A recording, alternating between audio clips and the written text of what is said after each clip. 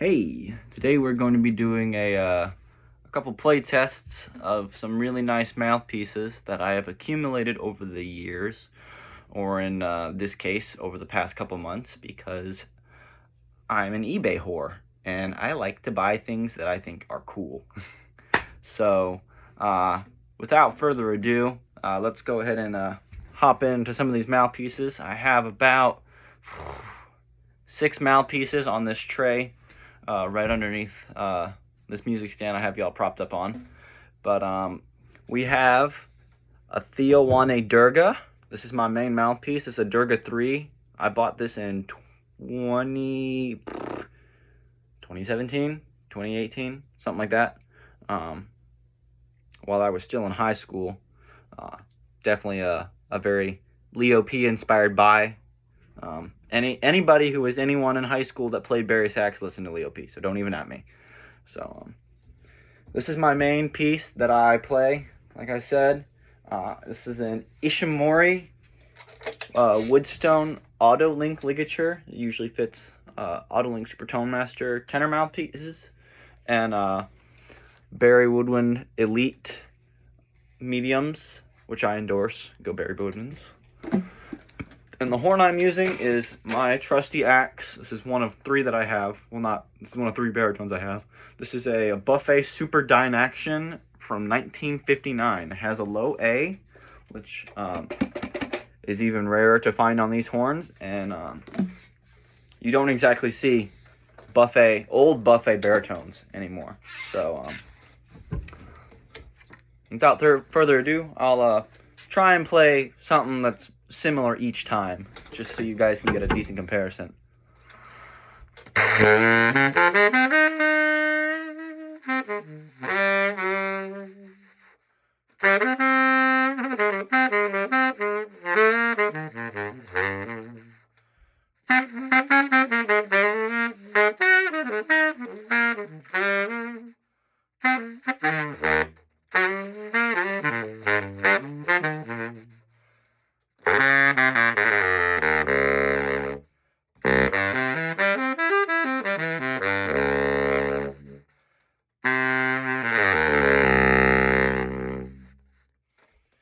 Alrighty, that was my Theo Wanne Durga 3. This is an 8 tip opening, by the way. Alrighty, next up on the docket, this is a custom-made mouthpiece. My friend makes these. His name is Tristan Voitku. He makes saxophone and clarinet mouthpieces. This one is a 120 tip opening. So I want to say that's about 9, I want to say. And for this one, I will be using a Van Doren 3. Now, some of these, I know it's not a super fair test because I will be switching out reeds, so I'm not going to be using the same reed. But some of these mouthpieces I have are really old, and the facings are rather clean, and I don't want to mess up the facings with synthetic reeds. I'll make a video on that at another time. But for now, this is a Van Doren Strength 3, just a blue box, with the Voitku, Tristan Voitku mouthpiece, with a old German silver ligature.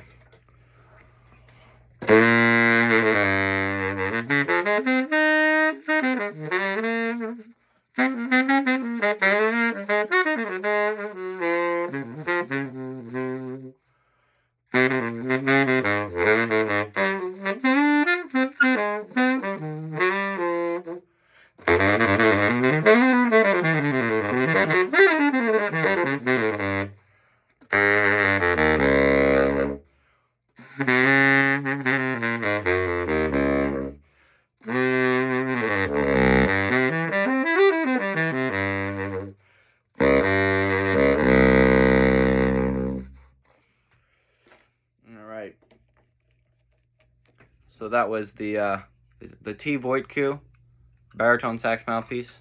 That was an 8 tip opening.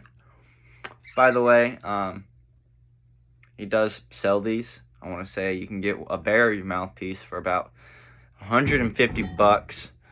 I'll see maybe he wants to comment on this video, so he can go ahead and give himself a shameless plug. But really good mouthpieces, really cheap. I will say a little bit more about this. This is actually 3D printed. I know Sios got a lot of clout with 3D printing mouthpieces. I don't really like the filament that they use. The tables and rails tend to be sometimes kind of uneven. I know, at least with the first batch that they had. I've played some ones that were made within the last couple months. They still don't have the best seal on them right out of the factory, or should I say right off the printer. You do have to go and, you know, sand the table on them a little bit. I recommend sending it to a refacer or something. But they also just don't have the ring that a lot of good hard rubber mouthpieces have, or even some good metal mouthpieces. So yeah, this was this. I'll talk a little bit more on this. This is made out of dental resin. So this is the material that they use to cast, like, not dentures, retainers. So this is food safe, and it's really high quality. So I really like this. Tristan Voitku, go check him out. Oh crap, dropped the lid. Alrighty, so this next mouthpiece I have is really quite special. This is a New York Meyer. This is a fat-bodied New York Meyer from the 50s, I want to say. This is a, what does it say on the table? It's a 5. So this is a kind of a small mouthpiece. This was, I got this from my buddy Dale Fidel. He also has a YouTube channel. Go check him out. One of the best clarinetists I have ever played with, have ever heard. Definitely go check him out. He has a YouTube channel as well. This one has been through quite a bit. It's got a metal ring right here. It was a crack in the shank. It had a pickup right here that we can run it through an interface or something. That was filled in. It's got numerous scratches on the inside. It's got numerous scratches on the outside. Definitely has seen a lot. That being said, the facing on this, the table and the rails are pretty clean. So this is another one of those. I'm going to use the same Van Doren cane reed, just to not mess up the facing on it. And I am using a Selmer 2-screw ligature. I actually think this is a bass clarinet ligature, but it fits. So without further ado, this is the New York Meyer. It's a 5 from the 50s.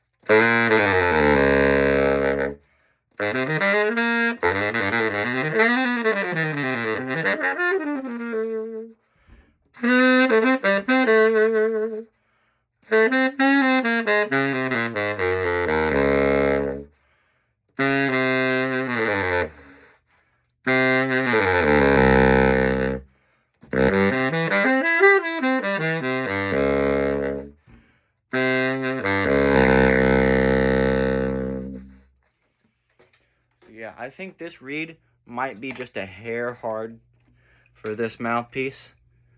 So I might recommend, for myself anyway, getting like a 2.5, or even working on some 3s. Because this is a brand new reed. I bought this today, by the way.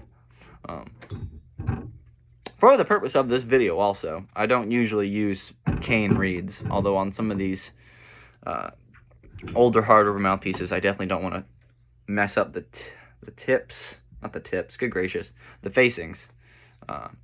And I will make a concurrent video on that right after this one. So you'll see why that's what's up. Alrighty, so this next one I have coming up here, this is a Selmer Soloist. These are really nice. This is a C-star tip opening. Now, Here, I don't know if y'all can see that. This is in fact a Soloist. It has that horseshoe chamber. So this is not a modern, what we'd call a modern C-Star with the square chamber on it. I absolutely despise those. I just don't like them. And so this definitely has a different sound to it, I feel. This would be a mouthpiece that would have come with a Selmer Mark 6 from the 70s, because it doesn't say Soloist on the table. It actually doesn't say Soloist on it at all. It just says Selmer and then the C-Star about right here. I got this off of eBay for about 150 bucks. Somebody just labeled it as a C-Star, maybe thought it was just, you know, a newer C-Star.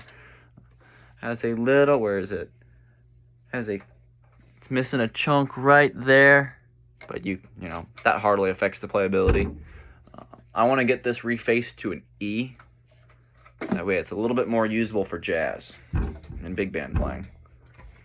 But without further ado, this is a Selmer Soloist from, I want to say, maybe about the 70s. With a Van Doren 3-reed and a Selmer ligature.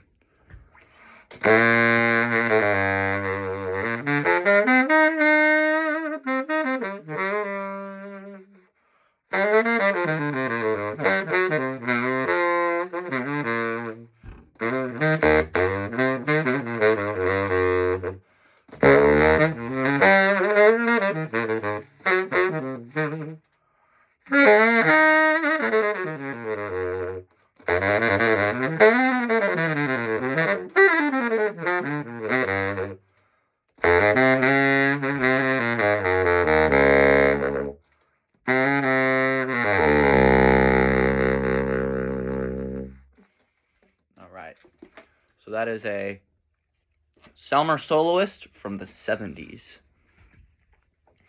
Alright, this next mouthpiece, I'll save the best for last. So I'll go with this kind of shitty one. So this is a Yamaha 5C.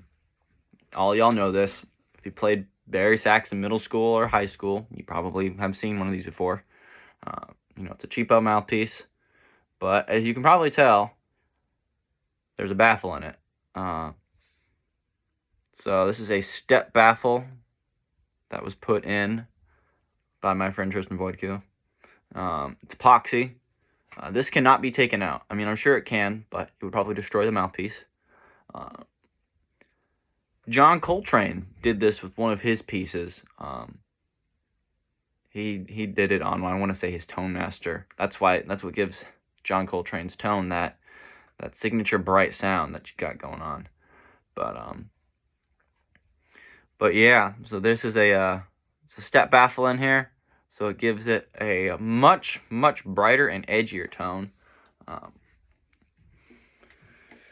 It's not really anything special. If you want a pretty cheap mouthpiece and you want to go and do some experimenting, definitely get one of these or like a Rico Graftonite.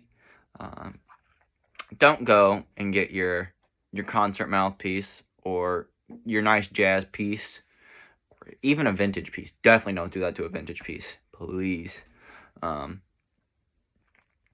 If you want to do some experimenting, get a cheapo mouthpiece and go to town because they're replaceable. But I'm gonna be back on the Barry Woodwinds again. This is a Barry Woodwind Elite 3.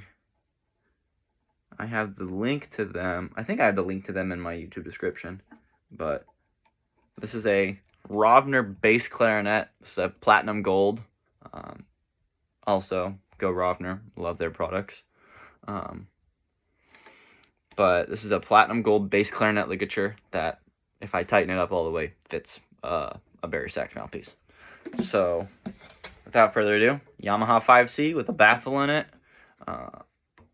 Rovner platinum gold bass clarinet ligature and Barry Woodwind Elite mediums.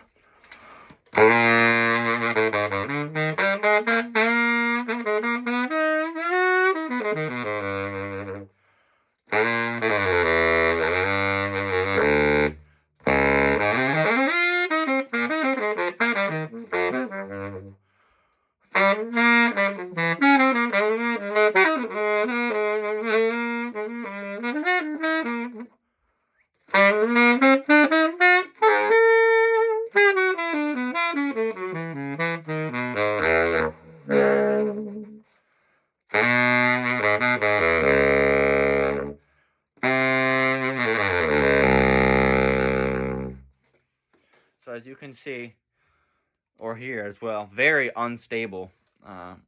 I think there's also something wrong with the rails on this, because I want to say, oh yeah, I don't know if you can see that there. It is totally skewed,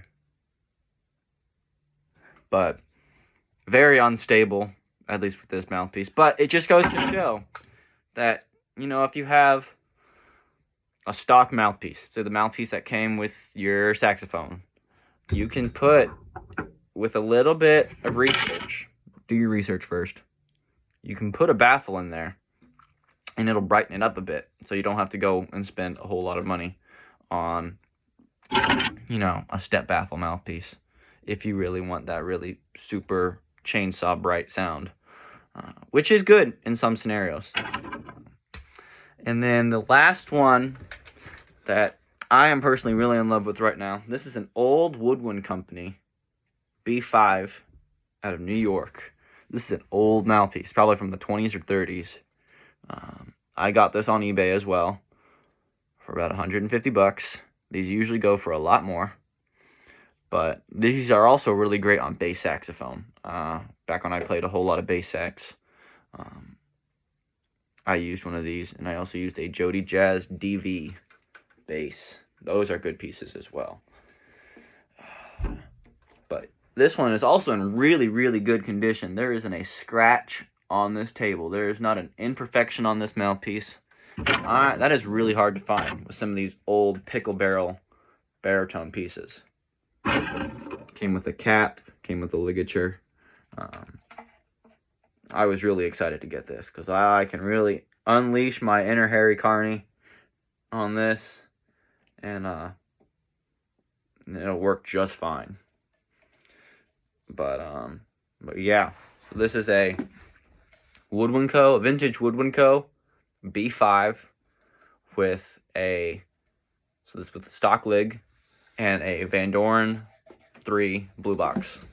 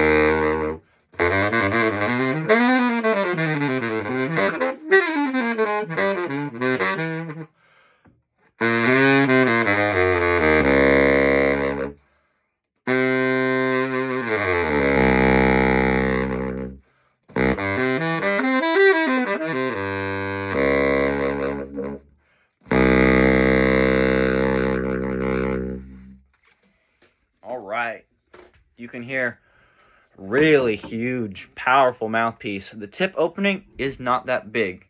It's the facing that is really quite long that gets all of that flap on the reed. Great mouthpiece, just absolutely killer.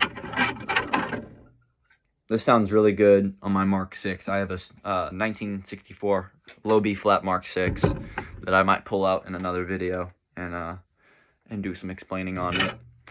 But yeah, that's pretty much all the Barry mouthpieces that I have with me. I have a couple other out on loan to some students. But yeah, let me know what all of y'all would like to see next. I've got a lot of stuff. And I can also probably acquire some pretty neat things too. Within reason, of course. I'm not gonna find a 24 karat gold plated mint condition Mark 6. But I can probably acquire most anything if I do enough searching on it. So yeah, leave a like, subscribe. If you like this kind of stuff, like I said, leave a like and subscribe. And let me know what y'all would like to see next.